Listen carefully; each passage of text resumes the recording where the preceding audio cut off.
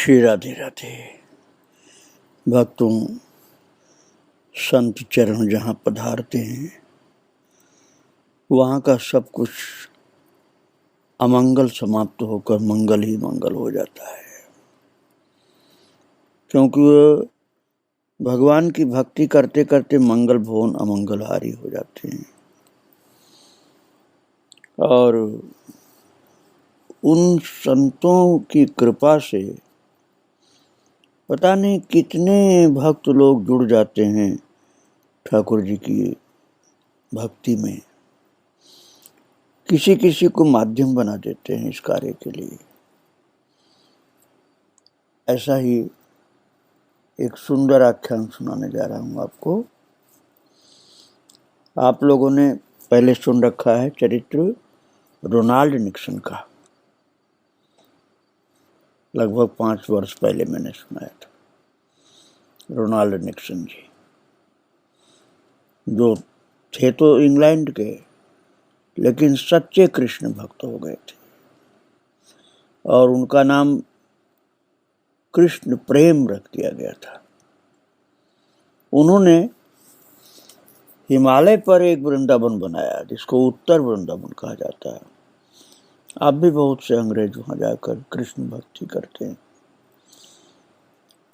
मेरे विचार से भक्तों, जब भगवान में लीन हो गया, प्रभु की भक्ति में लीन हो गया, उसकी जाति का, कुल खानदान का विचार नहीं करना चाहिए, क्योंकि भगवत भक्त तो सर्वोत्तम होता है।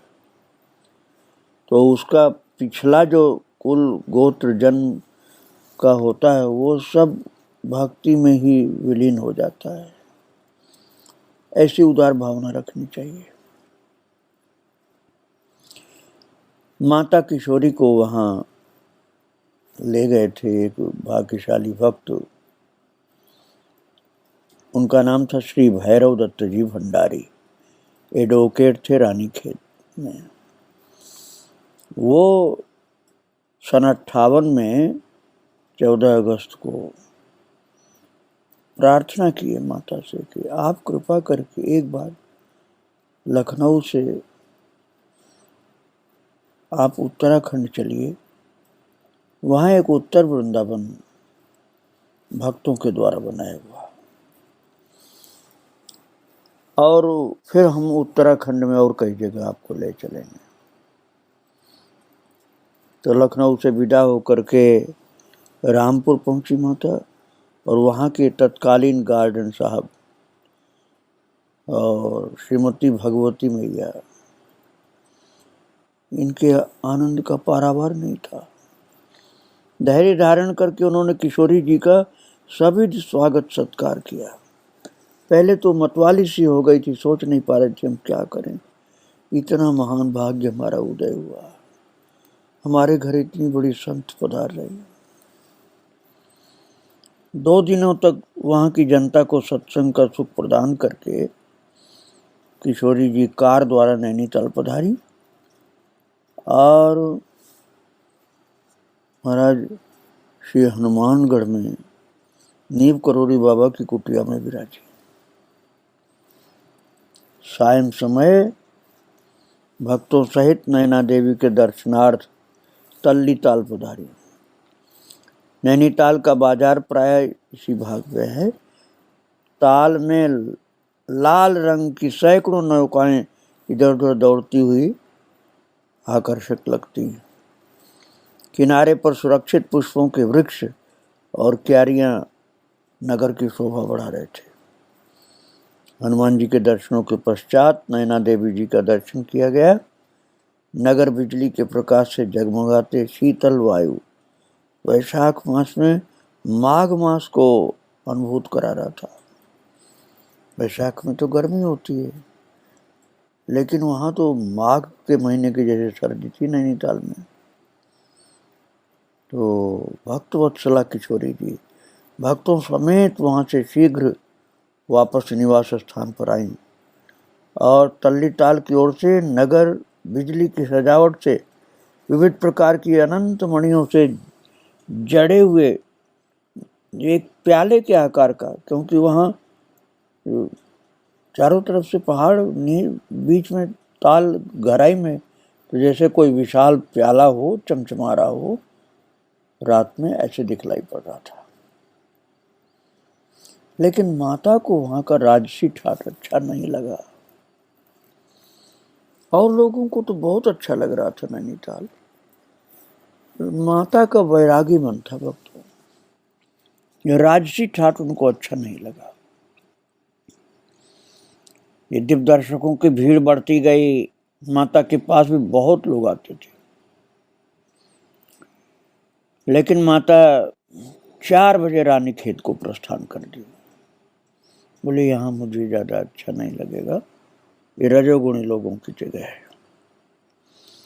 और सपरिवार श्री भंडारी जी जो ले गए थे एडवोकेट रानीखेत वाले, वो माता के आगमन की प्रतीक्षा कर रहे थे। जय घोष के साथ पुष्पमाला धारण करा के सब प्रेम अभिवादन किया, और तदनंतर बड़े हर्ष और उत्साह पूर्वक एक रिजर्व बस द्वारा, जिसमें आम आदमी नहीं बैठ सकते थे, माता के भक्त लोग ही चल रहे थे, और बहुत स्वागत के साथ विश्व कल्याण की प्रार्थना करते हुए ये लोग पहुंचे हैं उत्तर वृंदावन। जो मैंने शुरू में ही बताया, भक्त रोनाल्ड निक्सन और उनके गुरु माता के द्वारा स्थापित तीर्थ। यह स्थान रानीखेत से 51 मील दूर पहाड़ों में है। अल्मोड़ा से लगभग 16 मील दूर बस द्वारा जाकर 1.5 मील पैदल चलने पर उत्तर वृंदावन मिला। वहां बस नहीं जाती भक्तों, पैदल जाना पड़ता है। लेकिन बताते हैं कि अति सुंदर स्थान है, भजन की जगह है। रजोगुणी लोग वहां नहीं रहते, वहां तो सतोगुणी लोग रहते हैं जो कृष्ण भक्ति में लगे हुए हैं, और भजन करने योग्य पूर्ण एकांतिक स्थान है। वहां के भव्य मंदिर में श्री राधा कृष्ण जी का बड़ा ही मनोरम दर्शन है। और माध्व संप्रदाय के अनुयायी एक प्रसिद्ध विरक्त अंग्रेज जो थे, कृष्ण प्रेम भी कहलाते थे, वो रोनाल्ड निक्सन पहले का नाम था उनका, वो भजनानंदी विरक्त संत वहां भजन करते थे। और स्थान में विद्यालय के साथ साथ स्वतंत्र पत्रालय भी था। वहां का दृश्य अत्यंत रमणीय था। यात्री मुश्किल से ही पहुंचते थे, लेकिन कोई पहुंच जाए तो उसके लिए धर्मशाला अलग बनाई गई थी आश्रम से बाहर। और भक्त लोग बहुत भावना के साथ माता को ले गए थे, तो वहां एक रात्रि माता रुकी थी। प्रातःकाल विदा होकर के लगभग 2 मील चलने पर सघन देवदार का वन प्रारंभ हुआ। 1 मील आगे उसी वन में यागेश्वर महादेव का प्रसिद्ध मंदिर मिला। मंदिर के नाम से ही वहाँ की बस्ती प्रसिद्ध है। मंदिर के अतिरिक्त वहाँ ब्रह्मकुंड और कुबेर जी आदि के पृथक पृथक स्थान।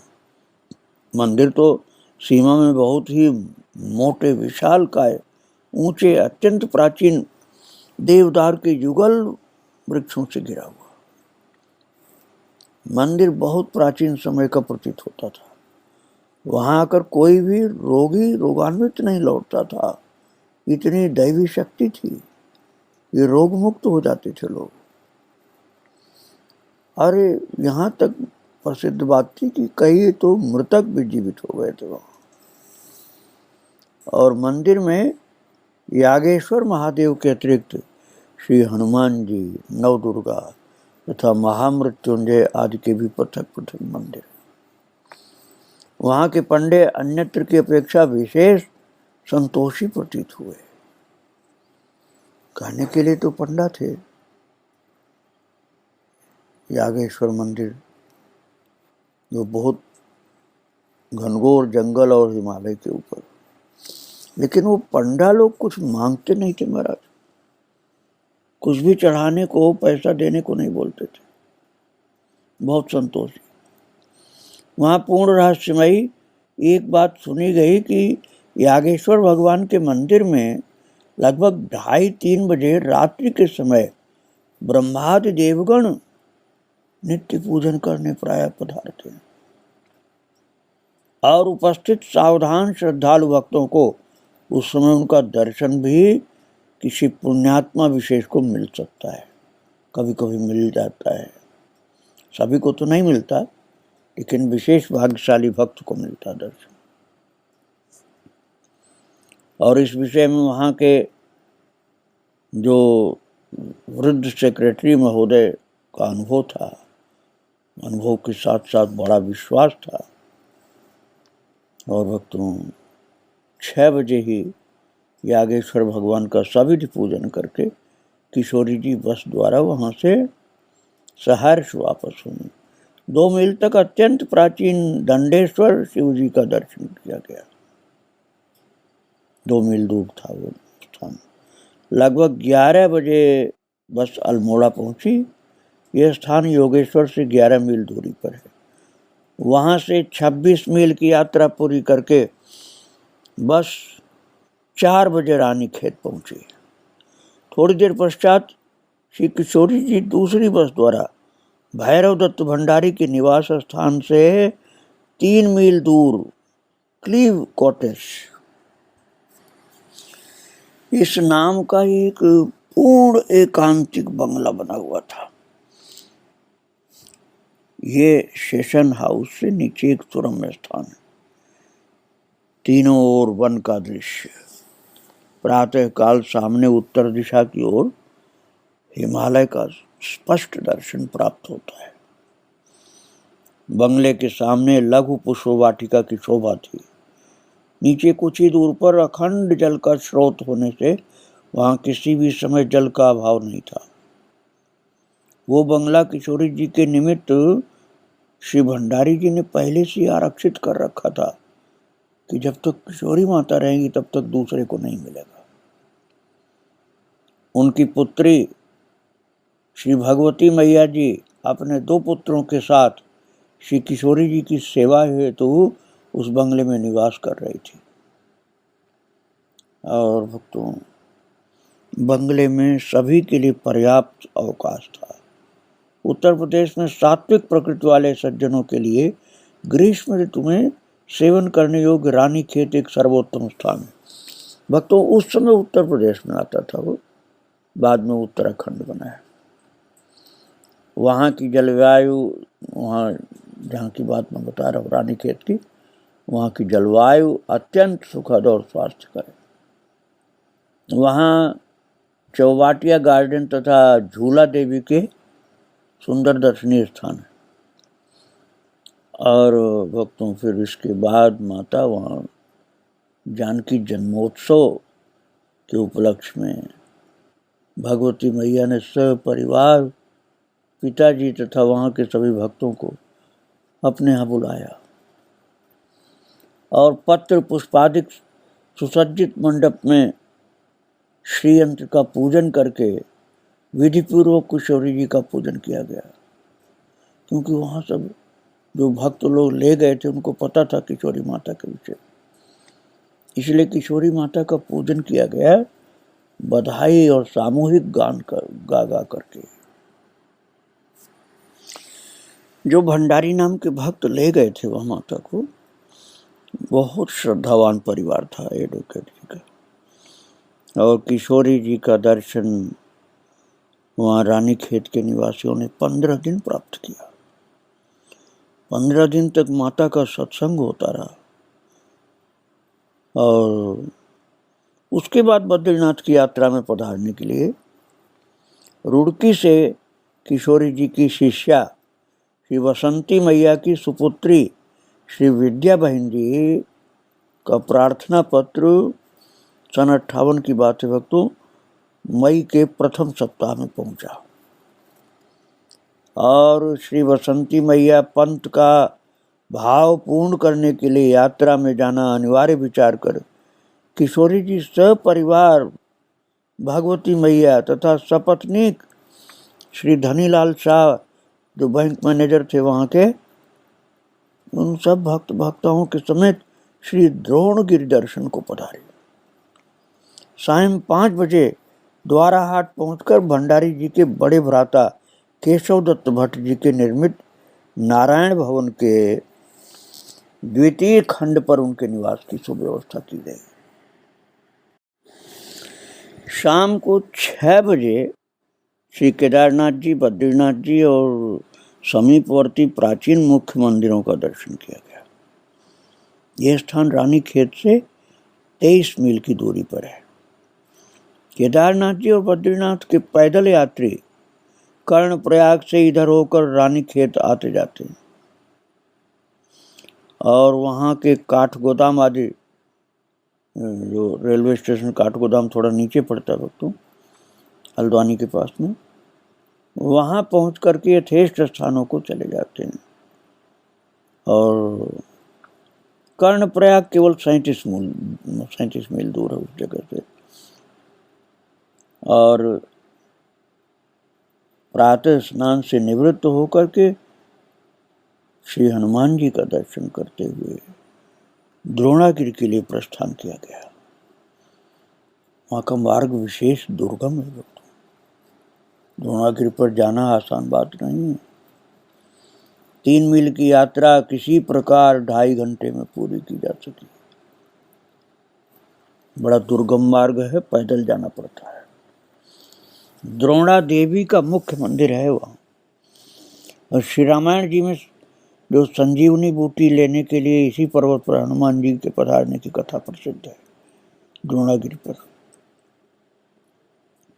और समुद्र तल से 7,500 फीट की ऊंचाई पर है। शीतल वायु बहती रहती है और अधिक शीतल वायु के कारण धूप अच्छी लगती है वहाँ पर। सभी भक्तों ने पूजन और परिक्रमा के पश्चात अपना नित्य नियम वहीं किया। प्रसाद पा करके वहाँ से 1 बजे दिन में ही द्वाराहाट वापसी के लिए प्रस्थान हुआ। द्रोणागिरि में जल का प्राय अभाव सा और शीत की विशेषता, इसलिए वहाँ रात में बिरले ही कोई रुकता है, नहीं तो कोई रात में नहीं रुकता है। पहुँचना ही मुश्किल है तो रुकेगा कौन वहाँ। 1 मील नीचे आते ही धूप फिर सहन के योग्य हो गई। हाँ, लेकिन फिर पहले तो वहाँ धूप अच्छी लग रही थी द्रोणागिरि पर, और 1 मील से जब ज़्यादा नीचे आ गए तब धूप तेज लगने लगी, ठंड खत्म हुई। वृक्षों की छाया में 1 घंटा विश्राम करके धीरे धीरे लगभग 5 बजे वापस द्वाराहाट पदार्पण हुआ। थकावट विशेष हो जाने के कारण रात्रि में उसी नारायण भवन में विश्राम हुआ, क्योंकि द्रोणागिरि की चढ़ाई उतराई बहुत कठिन थी, इसलिए खूब थक गए लोग। भक्तों, जैसा आपने स्वामी कार्तिकेय जी के चरित्र में सुना था ना कि हिमालय के विशेष प्रेमी थे वो, उनको तो भगवान शिव और पार्वती माता बुलाती थी।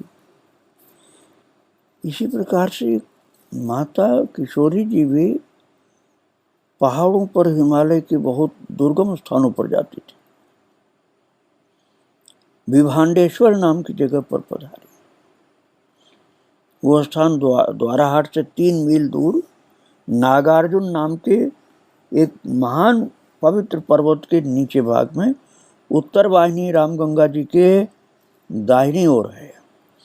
बाएं भाग में हनुमान जी का एक प्रसिद्ध मंदिर है वहाँ, जिसको श्री लखनलाल जी के समेत श्री सीताराम जी की भव्य झांकी से भरपूर आनंद प्रदान करने की अद्भुत छवि है वहाँ।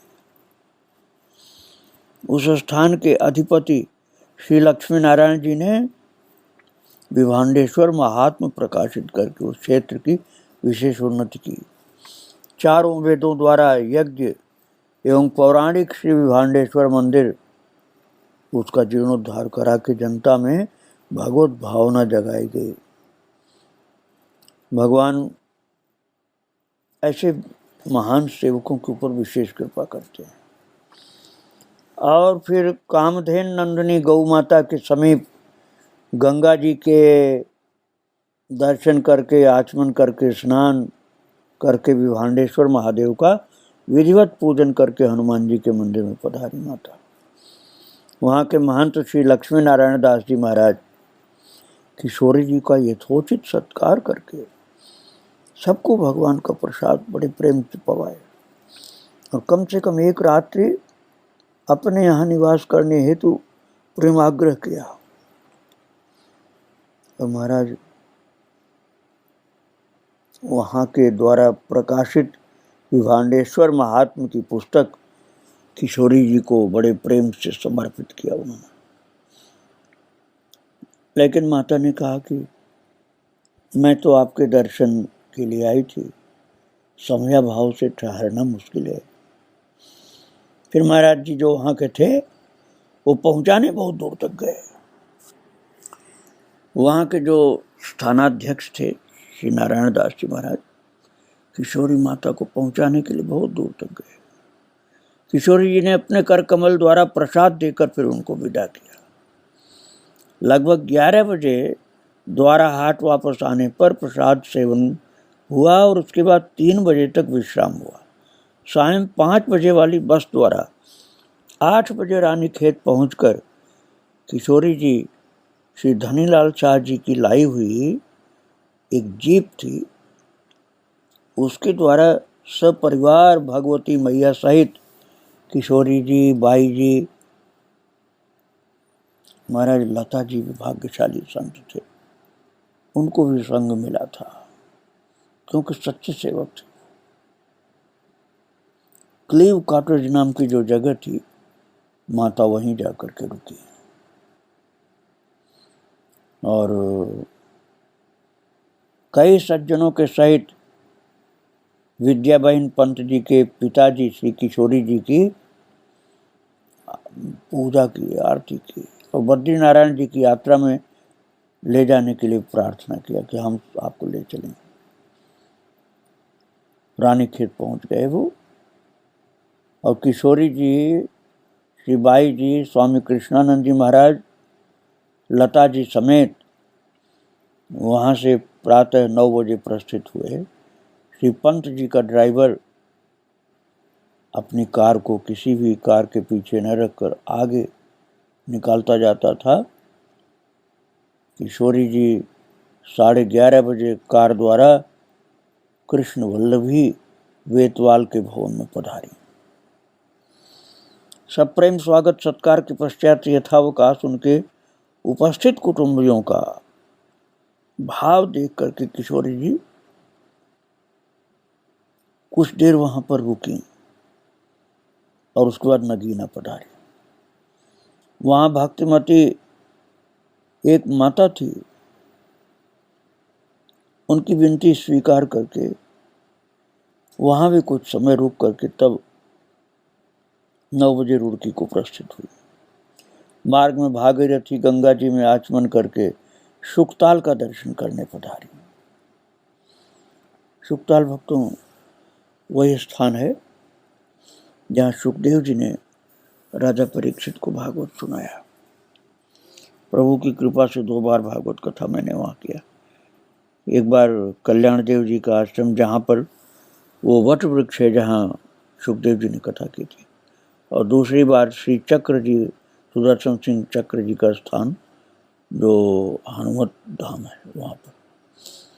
तो जब माता गई थी तब तो हनुमत धाम नहीं बना था, बहुत बाद में बना है, लेकिन वट वृक्ष तो था जहाँ पर परीक्षित महाराज ने कथा सुनी थी। और उस समय तो कुल एक ही धर्मशाला थी सुखताल में और मंदिर भी केवल एक ही था। अब तो बहुत ही विशाल क्षेत्र है वहाँ का, बहुत से मंदिर, बहुत से होटल, बहुत सी धर्मशालाएं हैं। जिस वट वृक्ष के नीचे परीक्षित महाराज ने सुखदेव जी से कथा सुनी थी, उस जगह पहुंच करके किशोरी जी ने भावपूर्वक प्रणाम करके बहुत देर तक भगवान की कथा सुनाई और उसके बाद फिर वहां से प्रस्थान किया और भक्तों गंगा मैया का आचमन करके फिर उसके बाद बसंती मैया जो सेविका थी और विद्या बहन जी, इनके निर्देश और व्यवस्था के अनुसार माता चलती गई